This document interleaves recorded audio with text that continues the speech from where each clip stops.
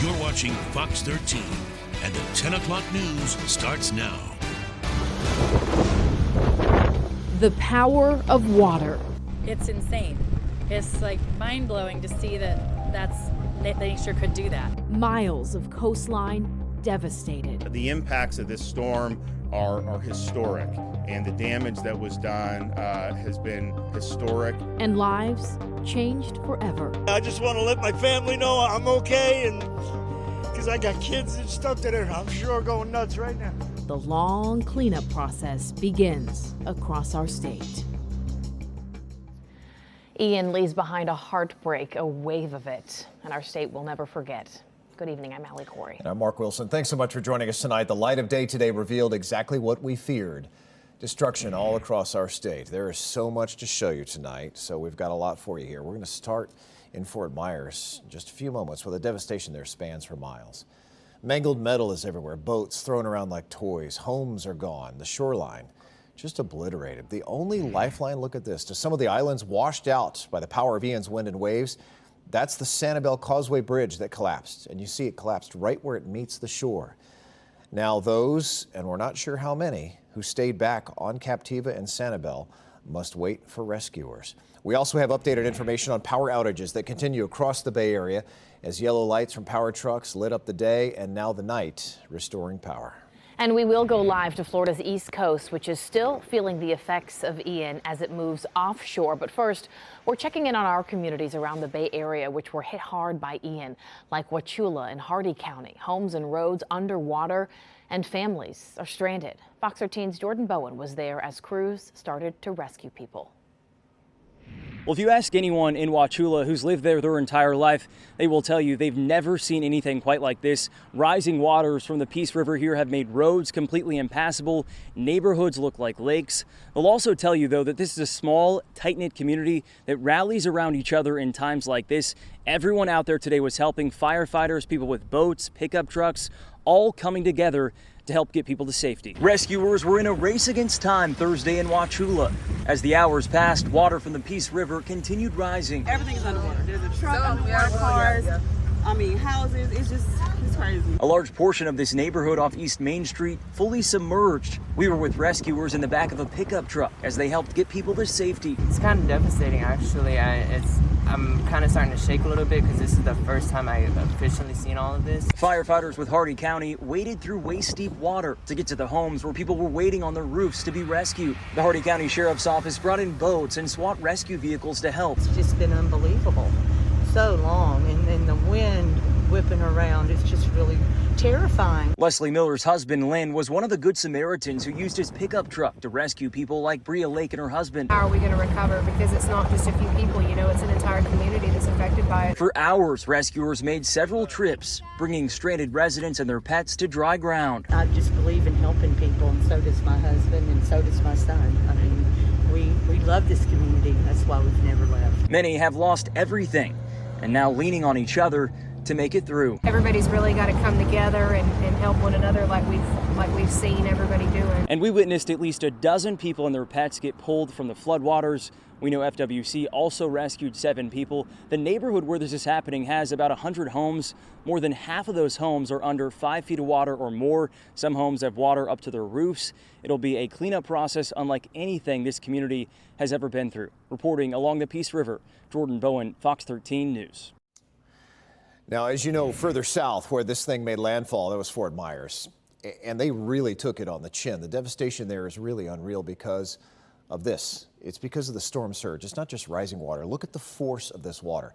That's why meteorologists tell you to run from the water and hide from the wind. That storm surge pulled a Fort Myers home right off of its foundation, took another one out into the Gulf. And that's not the only home that was pulled up and sucked away. Some of the damage was, almost indescribable.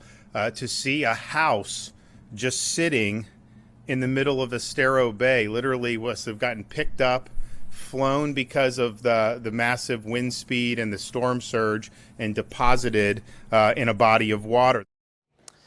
And look at this. This is the damage that those waves left behind. Just a wasteland of debris downtown Fort Myers right on the coast. It's really an unrecognizable landscape. Businesses were destroyed, so many of them, and people do remain trapped tonight. But from the air, I want to show you this as well. This is drone video showing you the strong winds stripping the leaves off of trees in Bonita Springs. Boats sent flying into the mangroves, out into the streets. Fox 13's Haley Hines spent her day there today in Fort Myers and said there is sadness in every direction. The road to Fort Myers Beach is littered with debris. Buildings blown apart, boat after boat stacked on the side of the road. This one on top of an SUV. And you can see a rope from the back of this boat still attached to a piece of dock here. As one person who lives here put it, it looks like a war zone.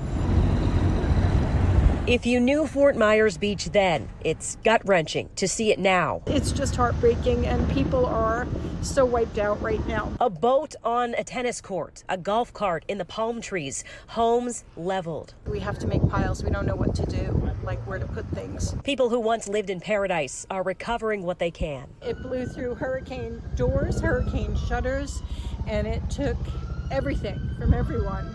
And it's just devastating. You don't know where to begin.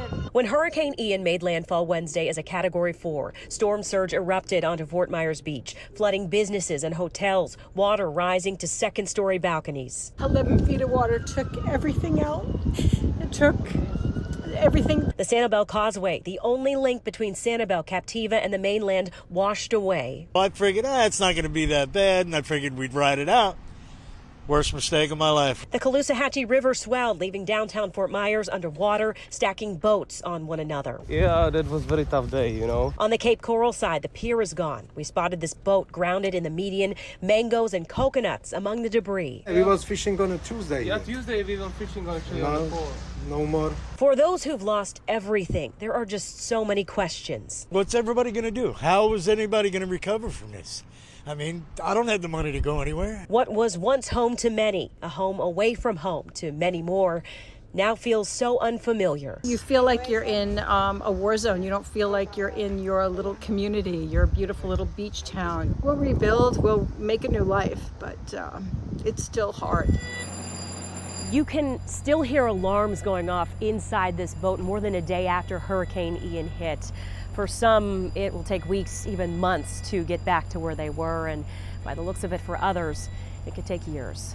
Reporting in Fort Myers Beach, Haley Hines, Fox 13 News. And it's just so tough. You hear the trembling in all of their voices. Still shocked there. Help is on the way, though, to Fort Myers. Disaster relief organizations and the National Guard are already in Southwest Florida tonight. Here they were on I-275 and I-75 in Tampa today. They are taking much-needed supplies to the tens of thousands now still without power down there, and to help rescue those who are still trapped in their homes. Gives you chills. Emergency crews from across the state are showing Southwest Florida that they are not alone. Polk County sent some of its team down there to help. And our Fox 13's Craig Patrick actually spoke with the sheriff about why he is sending crews to Fort Myers. Well, the latest assessment from the Polk County Sheriff is that they've stabilized the situation through Polk County. There certainly are still problems here, but they pale compared to what could have been, and certainly to the devastation in Lee County, which is why Polk County is now sending help to Southwest Florida. Ian snapped trees and power lines across Polk County. The storm battered mobile homes and ripped gas station overhangs and flooded some homes and streets. There are roads that are literally rivers in the south end of the county. The south end got most of the water. But crews cleared the trees from most of Polk County's roads before sunset. And at this point, first responders are mopping up the remaining debris so power crews can restore electricity and home repair specialists can get to work. While it's still a costly mess, this leaves Polk County in better shape than many may have feared. For the duration of this storm, and as much water as it dumped on us, we were very fortunate. We were more than fortunate, we were blessed. Which is why some 30 deputies volunteered to go to Fort Myers. And I'm so very, very proud of you. But it's going to be a tough time emotionally, and it's going to be a tough time physically, but you're going to go down there and make a positive difference in people's lives. This is part of Polk's fleet, a mobile command post, communications trailer, bunk trailer where the deputies live and sleep in 12-hour shifts, and a mobile kitchen to prepare their own food. Here's one of their swamp buggies, and here's one of their airboats. All dispatched to the heart of the devastation. This team heading south includes a dive team to help in the search and recovery, and patrol deputies who will answer service calls in the Fort Myers area. We can send this team down to help, and that's not going to affect our ability to help those who need help here. And keep in mind, it's not just Polk County sending deputies to the devastation in Southwest Florida. It's other counties across the state and then other states across the nation. And as Sheriff Judd said, it's showing that there's not just physical support that's needed for the people in those affected communities, but it also will give a psychological boost, showing them that they're not alone. In Winter Haven, Craig Patrick, Fox 13 News. Well said, Craig. Indeed. Nice to see such widespread support here. All right, emergency crews did lift the evacuation orders in Manatee County just a few hours ago. But for many, the cleanup after Hurricane Ian is just beginning there. They got plenty of winds there as well, like in Myakka City, where Fox 13's Janae Lewis spent much of her day there today talking to people who are just going to have to start over now. She's 83. You know, she just lost everything. The storm is past, but for Theda Kulik, the true impacts are just beginning. This is really a mess. As Hurricane Ian tore through Manatee County Wednesday night, it ripped the roof off her mother's home. The heavy rainfall then destroyed everything inside. They just finished renovating it so she could live close by. They worked so hard to get me out here. Not only her, but about half of Myakka City women helped. Now then we got to do it all over again. People who live out here on Singletary Road say they've been here most of their lives and they've weathered many storms, but they've never seen anything quite like this. Oh, well, this one, we had that eerie feeling, you know, the other ones, but this one we knew because it was so slow and it's just pushing out so much water, and being on the river, and it was already flooded a week or two prior. Veronica Young lives along the Myakka River. Her home is raised and they did all they could to prepare, but nothing could stop several feet of water from getting inside. They have to wait for the water to recede before they can see how bad it truly is. It's just devastating. We have to rebuild. We have to start over. It hit a lot of people. I mean, look all around, it's flooded everywhere. But everyone is coming together, doing what they can to help each other through, because they still have that much. It's better to see it and deal with it than it is to not be here and deal with it at all. I'm thankful, no matter what. Reporting in Myakka, Janae Lewis, Fox 13 News. Well, you know, thousands of people are still without power across Tampa Bay after Ian. Yeah, folks in Pinellas County are trying to cope with being in the dark. It's all of the day-to-day things that you take for granted that you just don't think about when you do have power. Yeah, there is some progress, though, to report tonight. Duke Energy starting to get folks online already. That's coming up after the break. How people prepared for life, though, in the dark.